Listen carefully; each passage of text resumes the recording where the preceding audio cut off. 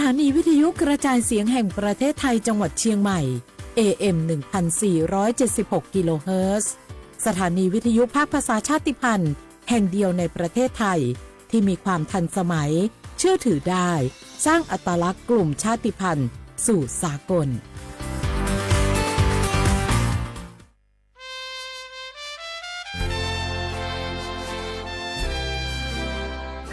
เกิดเป็นคนไทยเติบโตบนผืนแผ่นดินไทยจงภูมิใจในความเป็นไทยชาติไทยเรานั้นนับเป็นชาติที่มีความเป็นมาเก่าแก่ยาวนานเรามีภาษาวัฒนธรรมและมีสิ่งต่างๆที่เป็นเอกลักษณ์ให้เราได้ภาคภูมิใจในความเป็นคนไทยเราควรเห็นคุณค่าและมีความรักชาติหวงแหนแผ่นดินอันเป็นมรดกของบรรพชนร่วมภาคภูมิใจในความเป็นไทยโดยสำนักประชาสัมพันธ์เขต 3 กรมประชาสัมพันธ์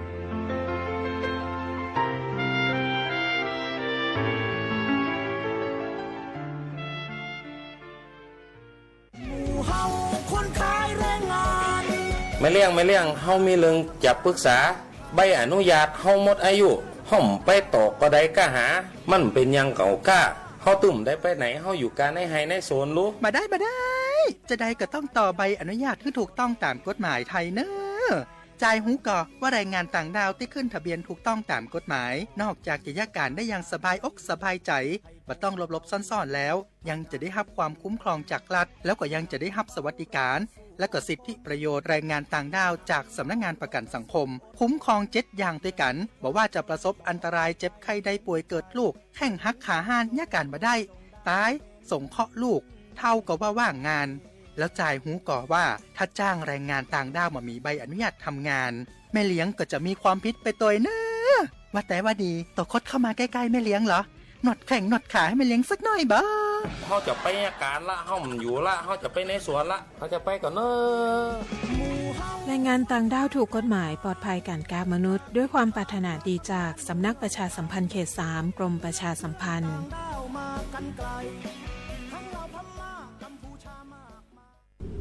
ช่วงที่พายุเข้าเนี่ยเจอทั้งฝนฟ้าคะนองลมแรงฟ้าผ่าบางทีก็มีลูกเห็บด้วยมันน่ากลัวและอันตรายมากเลยนะถ้าไม่อยากเสี่ยงโดนฟ้าผ่าก็ระวังอย่าไปอยู่บริเวณดาดฟ้าระเบียงหรือว่าที่โล่งแจ้งเช่นสระน้ำสนามกอล์ฟทุ่งนาแม้กระทั่งการใส่เครื่องประดับหรืออะไรที่เป็นสื่อนำไฟฟ้าเช่นเงินทองนาคทองแดงแต่ถ้าเป็นเครื่องใช้ไฟฟ้าก็ให้ถอดปลั๊กออกโทรศัพท์มือถือก็ต้องปิดไว้เพราะแบตเตอรี่มีส่วนผสมของโลหะก็เสี่ยงเหมือนกันระวังอย่าไปอยู่ใกล้ต้นไม้ป้ายโฆษณาหรือเสาไฟฟ้าเดี๋ยวจะโดนล้มทับเอาหรือถ้าอยู่ในบ้านก็ต้องปิดประตูหน้าต่างให้มิดชิดป้องกันแรงลมพัดสิ่งของเข้ามาในบ้านอันตรายเสียหายหนักเข้าไปอีกรู้รับปรับตัวฟื้นเร็วทั่วอย่างยั่งยืนปรารถนาดีจากสำนักประชาสัมพันธ์เขต 3 กรมประชาสัมพันธ์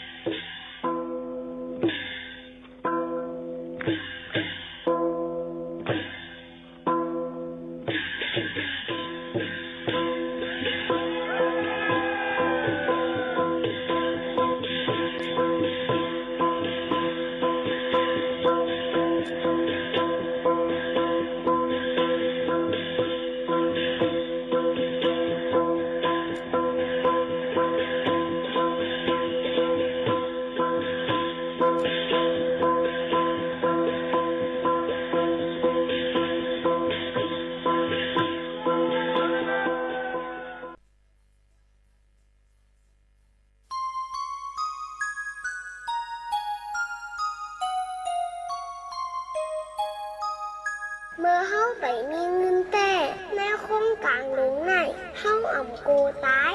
เผื่อเฮามีเงินน้ำลำมาไหนซ้ำโกตายค่ะวะเมื่อไปมีเงินแต่กินจังหือก็หวานนอนจังหือก็หลับกล้วยกะเผื่อเฮามีเงินค่ะนำมานอนก่อนฮับรับดีๆนอกเฮือนในเฮือนคัดกับซอหวยใหญ่หวยลงเลี้ยงป้าหมาโบหงลูกบุกกงเสตางลูกเลี้ยงไว้น้ำแค่นั้นอยู่เกาะใจย่างไปใครนิ้มเยมีเงินน้ำเยเลยไม่ใจน้ำป้องสารถูกไหนย้อนกว่าเงินคำเสเตือนจังมาหลักมาโขนป้ออ่ำสางถูกไหน อาสังมันสังหนูซุ่มซ่อนอยู่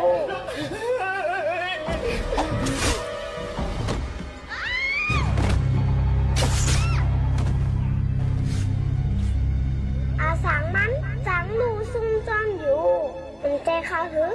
เงื่อนคำไหนเมื่อไปนี่ก่อไล่ตุกข้ามีมาเหยาก่อไล่ตุกข้าจอมมันแล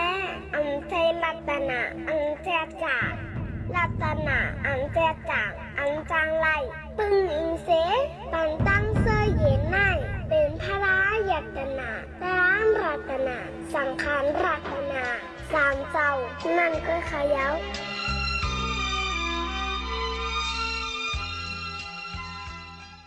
มาสิค่ะมาสิค่ะก้นก่อนหัวเสียงเฮ็ดไหนเหมือนก้อนมีสายตาแรงกล้วยกะกินพุดขาพุดไว้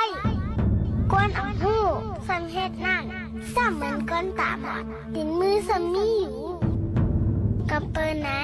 ปอใครเป็นก้นสายตาแรงก้นมีติ่นมีมือไหนซึ้ง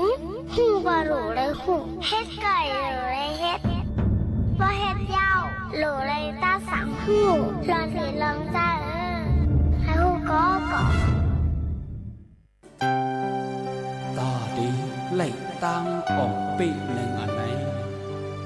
มันมีดีอินแห้งเฮาพร้อมกันอ่ำพร้อมกันนั่นก็เยาเส้นตางตาดีถึงยังหมายเฮานั้นวุ่นจึงหือสร้างจึงหือก็เยากำเลืองสุดมาเฮาถูกรีวงห้อมกันในปีสุดเป็นยามีปัญหากันถูกรีวงห้อมกันแต่วันนั้นปีไหนก็ทีกว่านั้นเฮาถูกรีวงห้อมกัน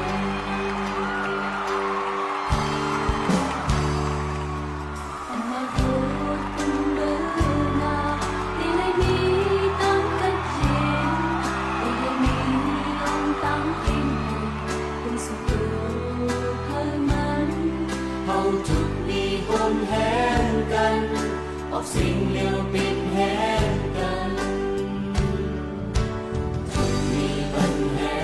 กันทุ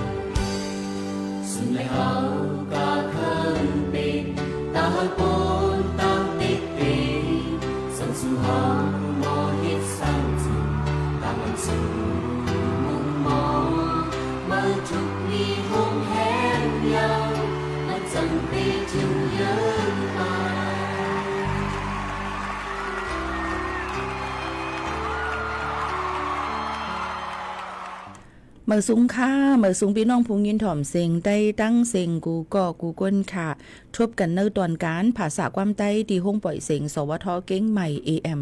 1476กิโลเฮิรตซ์ค่ะ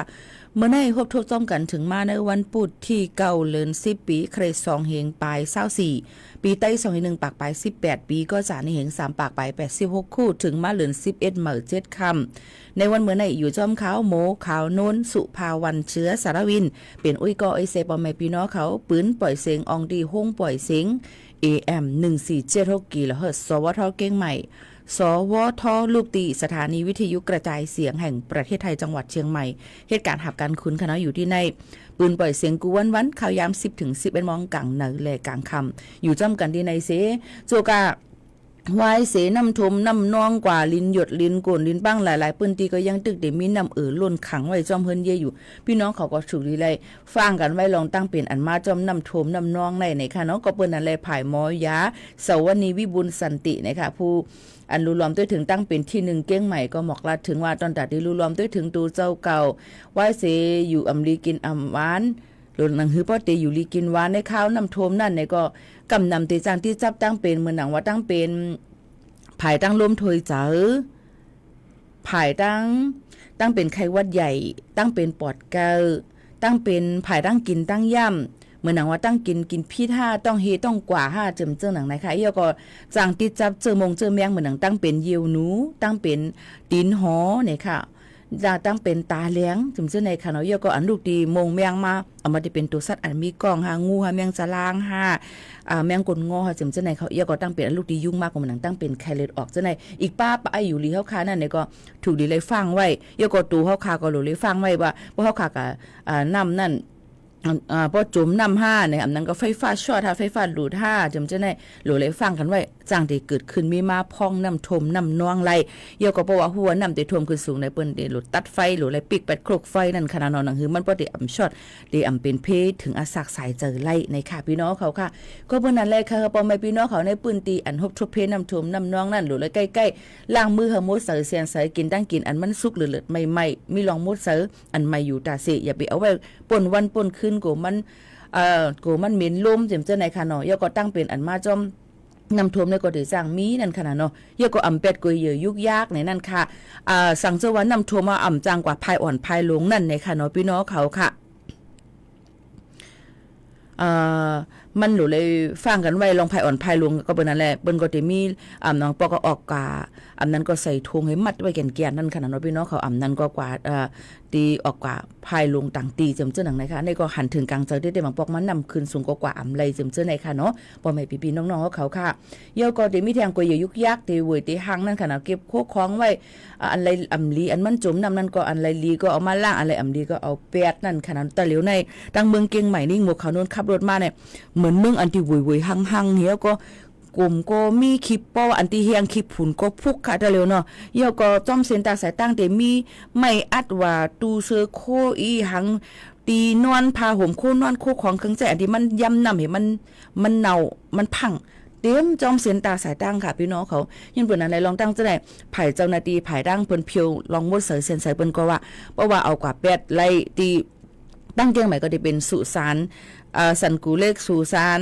จังการจำเจ้าไหนอันที่ป่าหิวกันนั่นกว่าเปียดไรเพราะว่าอ่ำกับเปียดไรเนี่ยก็เอาเมายกมาไว้ตั้งนาตั้งเสียนตาสายตั้งปุ่นเจ้าหน้าที่ผ่ายเทศบาลนครเกียงใหม่เปิ้นก็ติออกมาเพียวๆเก็บๆปั่นในแต่เหลียวในเมืองเกียงใหม่ในอาโลหรืออีหลูเนี่ยค่ะพี่น้องเขาค่ะต้นยาต้นไม้ก็น้ำท่วมนั่นค่ะเนาะอ่ำด้วยหางหลีเป็นกลุ่มเป็นเงาเป็นขี้ฝุ่นโคกของตูเน่าเจ้าไหนค่ะเนาะก็วันนั้นพี่น้องเขาก็ถูกไว้ฟังหรือใกล้ๆล่างมือสุกสีใส่ซอกดินอดใส่มงตีนมงมือใส่ผ้าต้มคูหนังใส่เสื้อแขนยาวกวนอันที่มันให้กลางไรยก็เพราะว่ากว่าเพียวๆปัดๆเหี่ยวเนี่ยก็พี่น้องเขาก็ถูกดีเลยมาปุดลายเสื้อโคอับน้ำฮาร์โมนโมเสือเซียนเสือนั่นค่ะเนาะหันมันก็ พี่น้องเขากว่าจอยเทียมพี่น้องทุบเพค่ะว่านั้นนำท่วมเข้ามาแล้วใส่กระโปรงกินของว่ามันบาดใจสิเป็นเพราะว่ากินเนาะมันคานเจอพี่น้องหลุเลยใส่โคนุงตั้งไว้ให้มันบ่กึ่งงามกันตั้งอันเฮากว่านั่นน่ะก็จอยพี่น้ำท่วมน้ำนองก็สิใส่โคนุงตั้งไว้ซึ่งเหือมันบ่กึ่งแลบกันใจว่าหลุเลยห่างลีนก้วยเยาก็ลืมวนว่าลองตั้งเป็นเพใจค่ะเนาะอำไลนะคะเนาะเยาก็แทงอันนึงว่ามันก็ว่าเด็กก็ปิดหมักนังนะคะปิดหมักนังให้หยังคำใส่โคใต้ปิดอันนี้ก็อำถูกแม่นนั่นบ่การปิดหมักนังหนังคือมันบ่ได้เลียนอะไรง่ายนั่นเพิ่นก็สิมีโคปิดหมักนังค่ะพี่น้องเขาหันพี่น้องเต้เขาไม่ต้องดราม่าเยอะนะคะเนาะอำรู้มาวนว่าอีสังก็รู้ใส่โคใต้มันอ่ำใจค่ะนี่หมู่เขาโน้นยำค่ะนะก็เลยนำปังลายค่ะว่าเฮียงใส่โคใต้มาเลยปังลายถามกันรู้ปังลายบนใส่โคอีหังสุก็รู้เลยด้วยว่าอะไรมันกึ่งงามกันที่คนนงตั้งไว้กาลเทศะถูกแมนตีแมนตางมันก็ตีลีในนั้นค่ะเนาะเยอะก็ไอ้กาพี่น้องใต้เขาคันให้เยียนง่ายเนี่ยก็อย่าไปเป็นก้นเยียนประธานนั้นค่ะเนาะมันก็ว่าลูกเบิ้ลอำไปใส่เขาก็ใครใส่แฟชั่นอีหยังมากก็ใส่คนนงตั้งไว้อันไหนอันปิดอันปัดอันป้อหางก็ใส่จำได้มันก็มีล็อกลายตอนดัดใส่คนนงตั้งไว้ให้มันป้อหางลีตายอยู่ใจว่าป้อหลูเลยเยืองเปิ้นกูลองกูอันก็ใส่นังเก่ายื่นเปิ้นนั่นแหละมันในก็หลูเลยฟังกันไว้จ้อมในนั้นค่ะโยก็ย้ำพองตะเหลวในค่ะพี่น้องเขาถูกดีเลยฟังกันไว้ตั้งเปลี่ยนตีนหอจนตั้งเปลี่ยนเจ้าในค่ะเนาะโยก็เพียวๆปัดเอาเปิดพักตูหูเลี้ยงให้ร่วมเขาออกไลลีนะคือไอตูไอมินมันนั่นเดอัมมีเดออกกว่า8นั่นนะคะสังเจอว่าเฮาใครอยู่อำลีกินน้ำหวานเจ็บไม่ไข้หนาวมือพองเฮาใครอยู่เจ้าไหนก็รู้เลยกว่าครบทุบหมอยากดเจ็ดแล้วก็กินยาอำนั้นก็ให้หมอยาเขายวดยาปันมันก็ดีลีอย่าเป็นลาลีก็ซื้อยามากินหั่งกล้วยค่ะกูมันจางเป็นเพดอนตาเฮาค่ะในนั่นค่ะพี่น้องเขาเนี่ยก็เป็นเกี่ยวกับไปลองว่ายน้ำท่วมแม่ถูกได้เลยรวมด้วยถึงเฮาค่ะจึงหื้อเนี่ยค่ะเที่ยงอันนึงค่ะย่ำพงแต่เร็วตั้งเจดอนเก้งใหม่หลายๆอองตีฮบทบยาเพน้ำท่วมก็เปิ้นนั่นแลเปิ้นก็เลยจู่ตุ่มกันหลายอองตีหลายห้องการค่ะกดด้วยลองไฟฟ้าในเฮือนอันที่น้ำท่วมนั่นแล้วก็ตั้งอองตีซองปันเครื่องใจไฟฟ้าอันที่ถูกน้ำท่วมอันในถ่อมดีๆค่ะพี่น้องเขาสังเจอว่าพี่น้องเขามีโคกของเครื่องใจไฟฟ้าอันที่ย่าน้ำท่วมนั่นเห็นไหนเปิ้นก็โฮมกันหลายๆฝ่ายตอนแต่ที่รูรวมได้ถึงลองโหตีมานั่นขนาดอะไรบ้างโหเงามานั่นขนาดพี่น้องเขาค่ะเป็นซึ่งหือพองหนังหือปติลดย้อมในนั่นค่ะก็เพิ่นก็เลยอุบกุมกันเสดังเสดอนเก้งใหม่โฮมผายดังวิศวกรรมศาสตร์จันจอมเก้งใหม่ค่ะแล้วก็วิศวกรรมสถานแห่งประเทศไทยในพระบรมราชูปถัมภ์ในคณะยกอบตั้งปอดห้องที่ 1การไฟฟ้าปอดตั้งปอดห้องนะคะออกปันกด7กดทัดปันลองเครื่องใจไฟฟ้าเยาก็สายไฟฟ้าจอมเฮือนอัญญานำโทมนั่นในนั่นค่ะพี่น้องเขาเยาก็อันตีใครหับว่าใครกับกด7นั่นเนี่ยกว่ายืนไล่ตีศูนย์ดำรงธรรมเจดอนเก้งใหม่ป้องใจค่ะเนาะสั่งเจอว่า เฮามีใครให้เปิ้นมากดจะได้ในเฮือนเนาะค่ะต้องไฟฟ้ามันโฮกันหลาย5เฮาหลูเลยเปลี่ยนจึงหือน้ำมันเขาเฮาสิเลยลุ่มลาจึงหืออำนั้นก็เครื่องใจไฟฟ้าเฮาค่ะมันก้อยแย่น้ำท่วมเฮาค่ะแต่เฮ็ดจึงหือในปีน้องเฮาเขาเอากว่ายืนคำร้องไล่ตีศูนย์ดำรงธรรมเจดอนเก้งใหม่อำนั้นก็หมายโฟนฮิปเน็ต1567ค่ะเนาะภายดังวิทยาลัยเทคนิคเกี้ยงใหม่โฮมตั้งธนาคารออมสินภาค8นะคะตั้งจุดฟิกอิทเซ็นเตอร์ในนั่นค่ะเตเมปันเครื่องใจไฟฟ้าเตเมปันโลดเครื่องเตเมปันกาและเครื่องใจภายการให้การสวนดอนตากดอันฮบทบเพในปืนตีหลายๆปืนตีในเจตอนเก้งใหม่หนังหือป้อตีลดย่อมลองอันเลือดใหม่ย่อก็ลดย่อมกาใจในวันที่9ต่อถึงวันที่12เดือน10 2-5ปากไป67เบอร์ใน9 10 11 12ค่ะเนาะต่อถึงวันเสาร์ในนะคะข้าวยาม8:00 นต่อถึง4:00 นนะคะเปิ้นก็เตไว้ปัน3ตีตอนแต่ได้เป็นจุดบริการเปิ้นนั่นค่ะเนาะก็เตมีอยู่ที่1นั่นจะเป็นสถาบันการเงินชุมชนบ้านท่องฝายดีตั้งริมเหนือแม่ริมนะคะแล้วก็องค์ที่2นั่นจะเป็นวัดเมืองศาสตร์หลวงวัดเกตเมืองเก้งใหม่องค์ที่3จะเป็นศาลารวมใจ SML ปอก1วันแม่คาน้อยปาแลดเมืองเก้งใหม่โฮมกันในก็เครื่องใจไฟฟ้าที่ถูกน้ำท่วมนั่นเนี่ยค่ะอย่าไปพุ่งใจการก่อนค่ะนะอำเภอไปใจการมาอันตั้งเนี่ยค่ะถูกดีเอามาให้ภายผู้โรงเรียนภายช่างเขานั่นมากดแจดตัวเห หนังหือบ่ติเลยใจเอียวก็ติลดเพต่อถึงอาสักสายใจไล่อันนี้ก็เป็นข่าวเงาออกมาฝากเตือนถึงพี่น้องเขาทอมอ่ำตั้นขึ้นในก็ทองถามกันเข้ามาไรเทียงเดี๋ยวขึ้นตัวไต่แค่นี้ฝากเตือนถึงพ่อแม่ปีน้องๆเขาค่ะนะยังพ้องตะเลวอ่อนกันหรือหรือเจอทอมตุ้ยเพียงกว่ามันหูถูกเจออันพี่น้องเขาย้อนกันเข้ามาก่อนค่ะเป็นเพียงกว่าอันดีย้อนกันเข้ามาในค่ะเนาะใจสายเมาจงใจค่ะโหไรก็ไรค่ะเนาะยิ่งเด็กโมคาโนเดเปิดปันค่ะเนาะอันหนังกาวักมาหาไรนั่นน่ะเนาะเดเปิดปันพี่น้องเขาให้ไรยินถ่อมจ้ำกันค่ะนะ10ยินถ่อมจ้ำกันค่ะ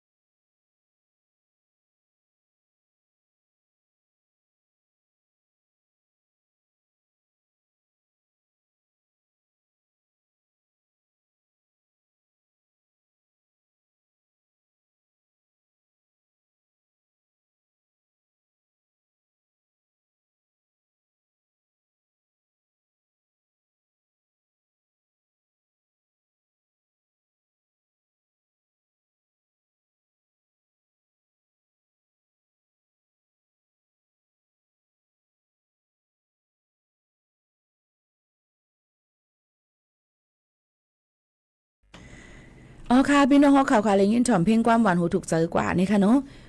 ว่าเขาก็ในเพ่งความหูในเลยจือว่าความหักถึงหน่อยนางนี่ค่ะใจสายเมาส์ค่ะเนาะพี่น้องขอย้อนกันเข้ามาก็มาฝากตวนถึงปอมปีน้องๆเขาค่ะสั่งอยู่จำเต้น้องเดี๋ยวมือจอยเฮ็ดลองมดเสือปีเฮาสิเสียแล้วน้องอยู่ไกลยินจมความใจปันแห้งใจกันก็ไรเอาค่ะแต่เร็วในต่อถึงวันศุกร์ค่ะเนาะเฮาค่ะก็ยังตึกหลุดผิวๆปัดๆกันอยู่ไปเยี่ยวไปตูค่ะนะนำตั้งจันเตลินเฮาค่ะฮัมมีเอกสารแต่เลยว่ามีพื้นลีกอันที่เก็บไว้เป็น60ปีมันเฮ็ดไหนคะนี่มันโยกออกมาอ่ำตันคืดก็ว่ามันนำเข้ามาหูคำก้นอยู่ก็มีให้นำทมมดก้อยมดหรือเอาออกมามดนั่นขนาดไหนก็เปิ้นนั่นแหละแต่เร็วก็เลยใส่ข้าวยามอิดอ่อนนึงคนนุ่งตั้งไว้ก็ที่เต็มเรียบร้อยเย็นเงยอิดอ่อนทรงวงวางในค่ะพี่น้องเขายันเพราะว่ามันหรูเลยผิวๆปัดๆก็เปิ้นนั้นแค่ดอกป่องใจวันตั้งห้องปล่อยเสียงเฮาค่ะสีกำนี่ค่ะแต่เร็วในค่ะเนาะ กำลังมาตัวเที่ยงเลยค่ะพี่น้องเมื่อกี้เขาข่าวก็ลาดกว่าเกี่ยวกับไปลองเปิ้นดีรูหลอมตัวถึงลองเครื่องใจไฟฟ้า5เจมเจ้านั่นเจมเจ้าไหนนะคะเนาะเยาก็เปิ้นตียดยาปัน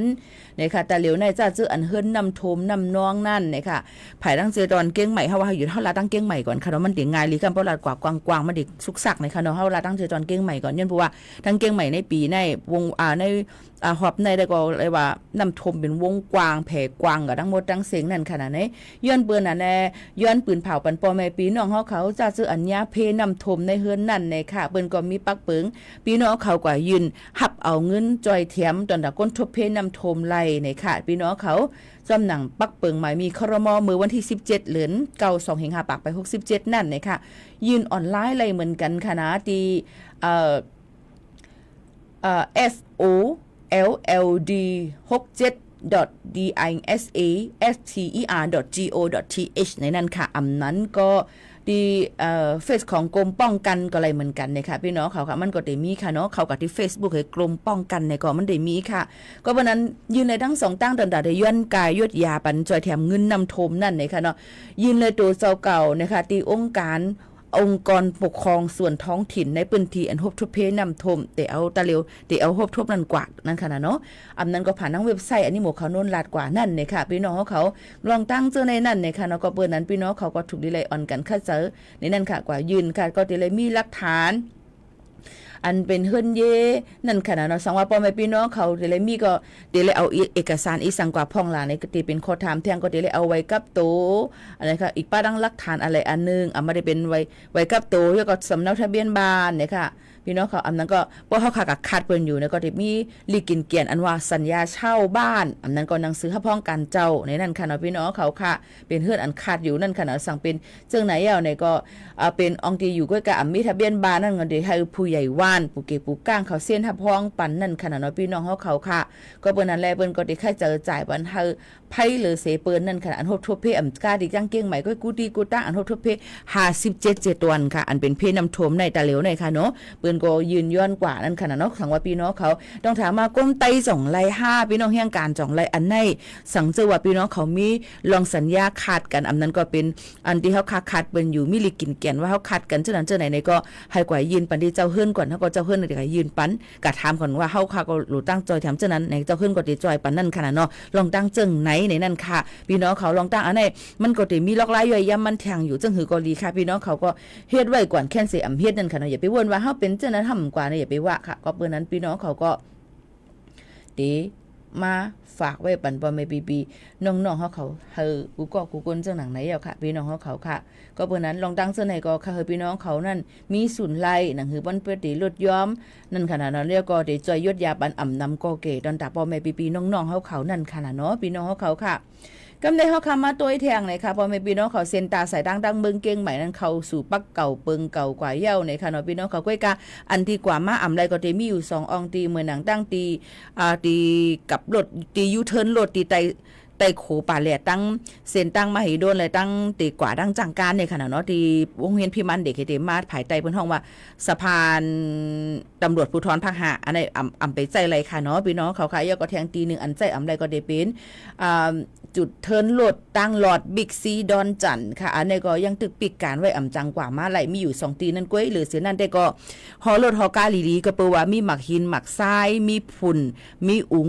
มีกุยยุกยักแล้วก็มีรถกาอันเบิ่นมากึดไว้มือพองปลายเพนำทมนั้นมีไว้อยู่ในหลวเลยฟังกันไว้จ้อมเนี่ยค่ะก้อยการหลวเลยผือข้าวย่ำตอนแต่ดีกว่ามาตอนแต่ดีกว่าเหตุการณ์กว่าหลายตีหลายตั้งซึ่งในจ้อมเนี่ยค่ะเนาะอันนี้ก็มาฝากตวนทุกถึงพ่อแม่ปีน้องๆเขาให้เลยฮู้จ้อมหนังเส้นตาสายตั้งแล้วก็ให้ฟังกันไว้ลองกว่ามาเนี่ยนั่นค่ะก็เปิ้นนั่นแหละยังพองแต่เหลียวเส้นตั้งเรียบล่างรถไฟในปืนตีต่อตั้งสารปีนั่นใจเส้นตาสายตั้งกว่าไหลยาวค่ะนะแต่เหลียวนั่นก็โอ้เมื่อหลายวันปุ่นมานั่นอ่ำหันว่าเส้นตั้งรถเลียนตั้งรถไฟมีตั้งหลายเส้นตั้ง2เส้นตั้งนั่นมีดีเหลือให้ในอ่ำหันค่ะนะโถมนำยาก็นำในไหลเจียวเฮียงเนี่ยค่ะเนาะก็เป็นลองหยาบคันเจอเต้ๆเนี่ยนั่นก็หันถึงกูก็กูก้นนั่นค่ะนะน้อยพี่น้องเขาค่ะในก็ยังเอามาฝากตวนทุกถึงพี่น้องเขาเจ้าหนังไหนเทียงคณะพี่น้องเขาค่ะอยู่เป็นก็เซจ้อมกันหับหูจ้อมกันเนี่ยก็เด็กข้าเจอเอาเขาเงามาฝากตวนจูถึงปอแม่ปีน้องๆเขาเจ้าหนังไหนเย้าค่ะ ข่าวเงาฟิงฟ้าราศีค่ะพ่อแม่พี่น้องเขาค่ะในวันเหมือนในนั่นที่เก่าดอกถึงมึกพุกนั่นเนี่ยค่ะตั้งปอดห้องจึงไทยฝนที่อ่ำปอดตกน้ำเยาวค่ะนะโหปักมัน 10% ในปืนตีก้วยกำนำก็ติดตกตีตั้งเจดอนแม่ห้องสอนเก้งใหม่ลำปางเมืองตากกำแพงเพชรพิษณุโลกและเพชรบูรณ์ค่ะตั้งเขาดังเจดวันตั้งนานนั่นเนี่ยก็ยังตึกถุลี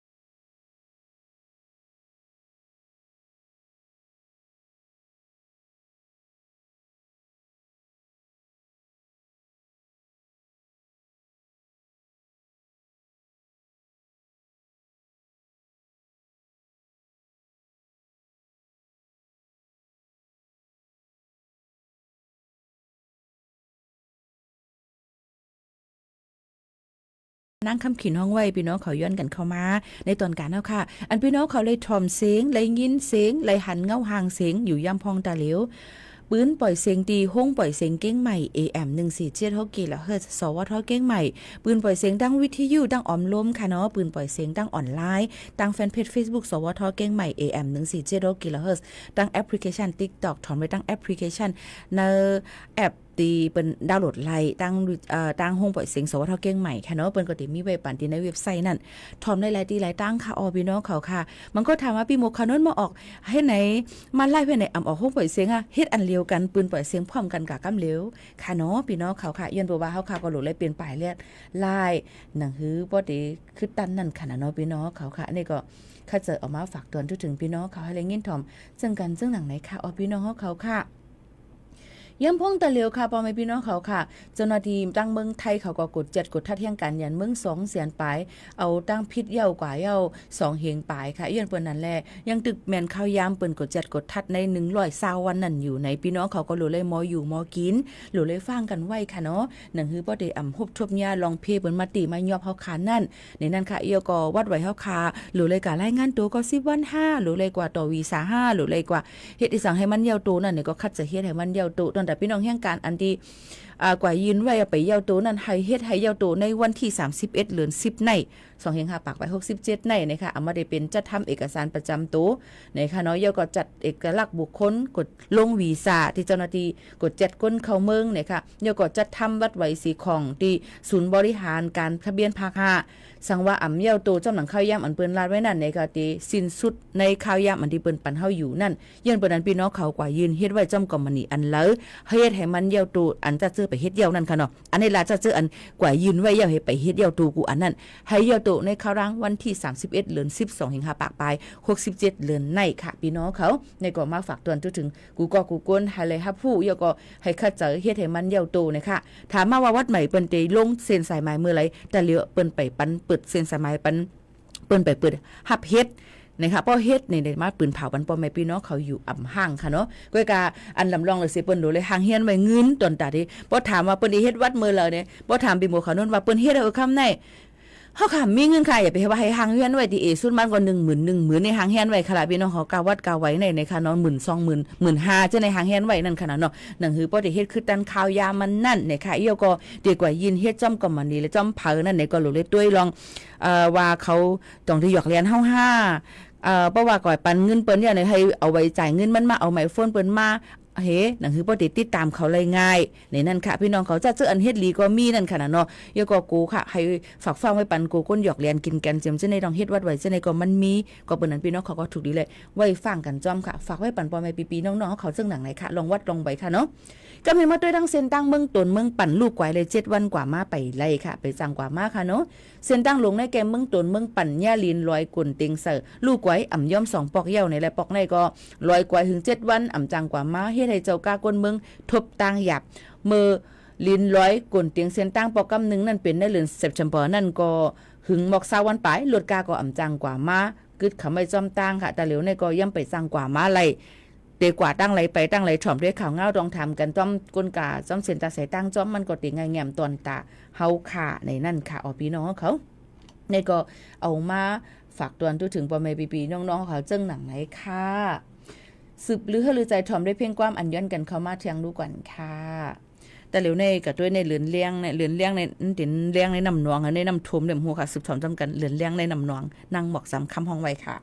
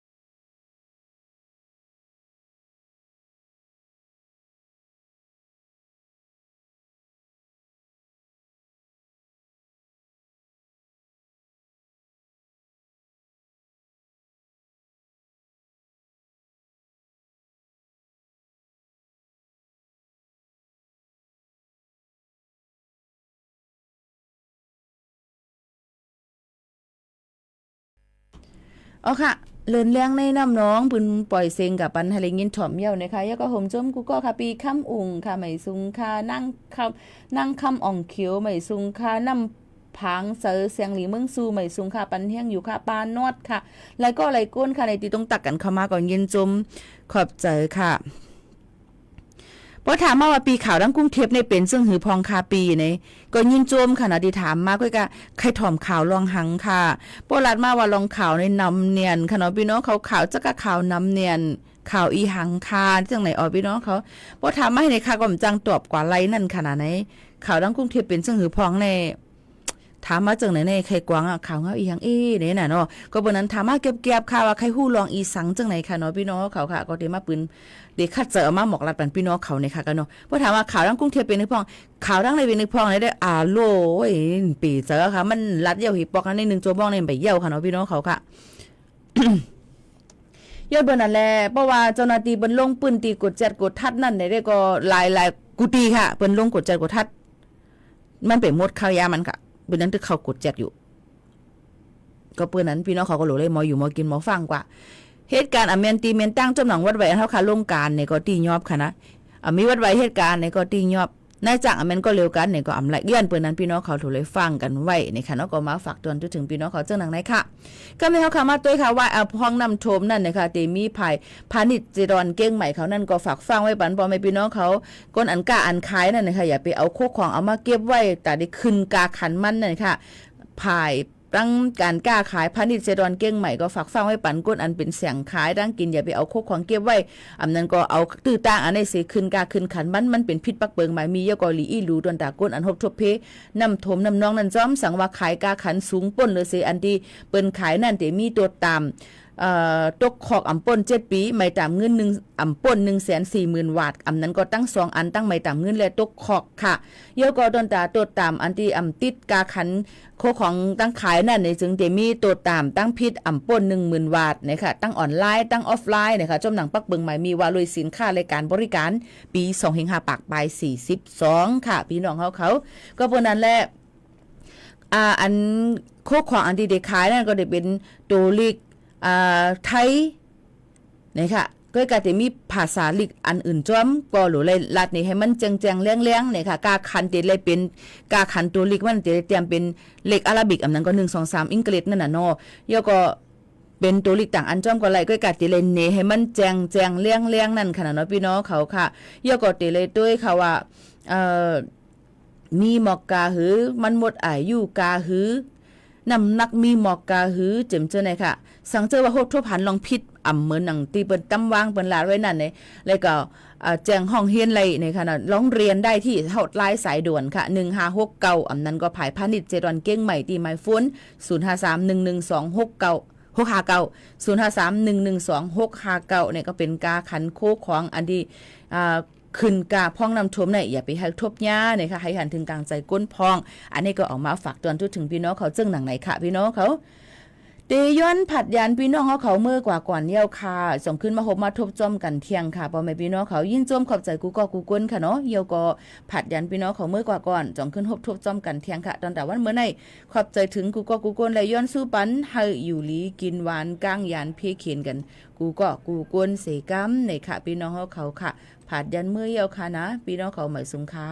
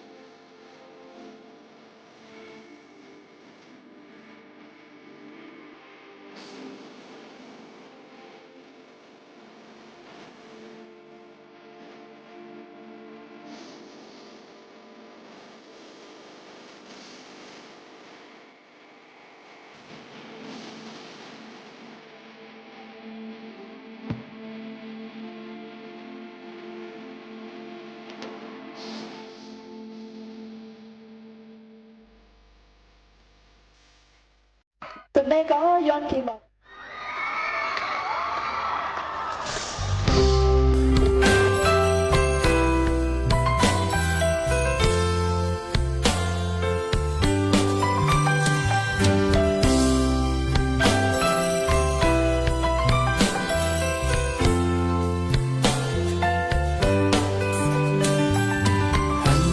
ก็ตกเลื่อนมืดกันก็ตกเลื่อนหักกันก็ตกเลื่อนตกเลื่อนเตยิงน้องโอยเพราะว่าสู่แลเฮาในมันเปียกเปิงไม้มันฝ่าสอนแลลิ้นเมืองยาวเพราะว่าสู่แลเฮาในมันเปียกเปิงไม้มันฝ่าสอนแลลิ้นเมืองยาวปานนอนเมื่อวันซึ่งกอบอำไลมีปืน